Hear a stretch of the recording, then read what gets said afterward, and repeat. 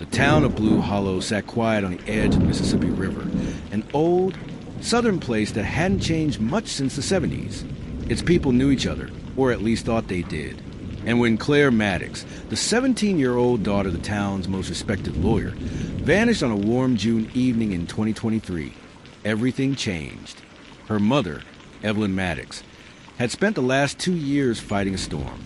As a defense attorney turned special prosecutor, Evelyn had become the face of the town's legal war against Dante Ruiz, a powerful drug kingpin whose synthetic opioids had flooded rural communities, including Blue Hollow. Families were torn apart. Kids overdosed. Evelyn had made it her mission to stop him, and in the process, she'd made powerful enemies. When Claire didn't return home after going for an evening jog by the Levee Trail, the town held its breath. Her phone was found smashed near the trailhead. Police dogs tracked her scent down to the river, but then lost the trail. At first, investigators treated it as a possible retaliatory act. Evelyn's public crusade against Ruiz made her, and by extension her family, a target. It seemed like a textbook message. Hurt the hero by hurting what she loves most. But as the days stretched into weeks and no ransom call or claim of responsibility came, that theory began to unravel. Detectives began peeling back the layers of Claire's life, and what they found didn't match the perfect daughter Evelyn had always spoken of in interviews and courtroom testimony. Claire had been secretive in the weeks leading up to her disappearance. Her grades had dropped. She had begun skipping school. Her journal, recovered from under her mattress, spoke of nightmares, fears of being followed, and cryptic entries about a man watching from the trees. More unsettling was a single line, scrawled over and over in increasingly shaky handwriting. "He knows about us." Detectives trace her phone records and discover a series of late-night texts with someone saved only as R. The number was prepaid and untraceable at first, but persistence led investigators to a local burner phone distributor. They finally got a name, Ryan Tiller. Tiller was a 22-year-old part-time mechanic and known low-level dealer with connections to Ruiz's network. But he had also been Claire's boyfriend, secretly. They met at a gas station where she worked part-time. He told friends they were in love, but he also hinted that Claire was scared of her mom finding out. Evelyn denied knowing anything about him. Claire would never be involved with someone like that, she insisted.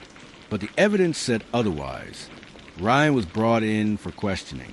He didn't have a solid alibi for the night Claire vanished, but denied involvement. He admitted their relationship had grown strained. Claire had discovered that Ryan wasn't just dealing for money. He was running pills connected to Ruiz's outfit. When she threatened to go to the police, he said she cut him off. But detectives found no physical evidence tying him to the disappearance. No blood, no signs of a struggle at his home or vehicle. Still, public opinion and Evelyn clung to him as the likely culprit. Then, 6 weeks after Claire disappeared, her body was found, buried in a shallow grave in the woods 5 miles outside town. She had been strangled. The medical examiner placed her time of death within 24 hours of the night she vanished. But here's where the case twisted. In the grave, wrapped in Claire's sweatshirt, was a necklace.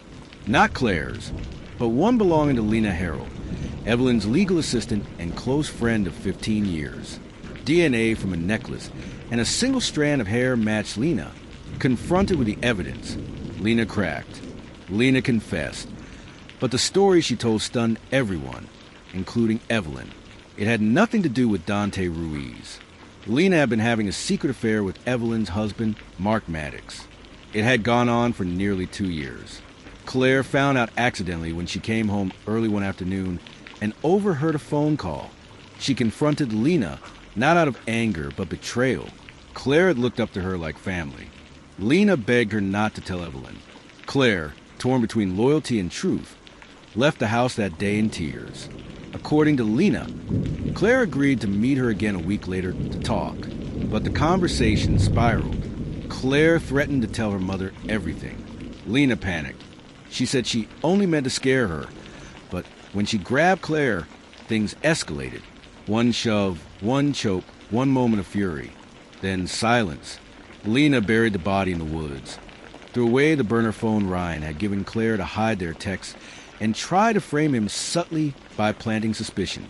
The trial that followed split Blue Hollow in two. Evelyn, who had once stood as the town's moral compass, now sat silent in the gallery while the woman she considered her closest friend was tried for murdering her daughter, not out of revenge, but jealousy and fear. Dante Ruiz was ultimately convicted on unrelated charges that same year, thanks to Evelyn's efforts, but his shadow over the town became almost irrelevant compared to the devastation left behind by the truth.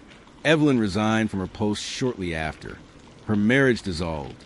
She moved away from Blue Hollow, unable to bear the memories that haunted every corner. But sometimes, in quiet interviews or speeches at addiction awareness events, she speaks of justice in a new light, not as a sharp sword to wield, but as a mirror we all must face. Blue Hollow never truly recovered. Some said it was cursed. Others said it was simply a reminder that even the most tightly knit communities have fractures hidden just beneath the surface, and that sometimes the most dangerous secrets aren't the ones kept by strangers, but by those closest to us.